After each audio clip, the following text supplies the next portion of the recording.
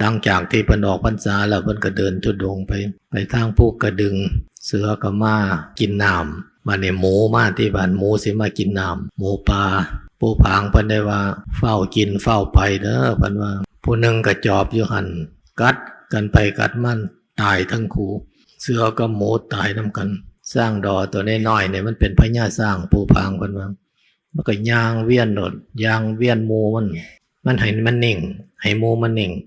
ตัวใดดื้อเอาง่วงตีห้องดิ้นตายเพราะว่ามันเป็นพญาง่ามันแค่คืบเดียวในเด้เพิ่นเดินสร้างดอเพิ่นว่าตัวน้อยก็หมูแผดแสงออกที่ง่าแกงตก15 คำในง่าแกงยังปังเด้อเพิ่นว่าหมู่ขาทาสบริวารได้เห็นว่าซั่นก็ไปยำขี้ตมให้ยำขี้ตมนี่มาเอามือมาโปะเอาขี้ตมมาโปะง่าไว้บ่ให้มันแผดแสงบ่ให้มันแกงเพิ่นเนาะ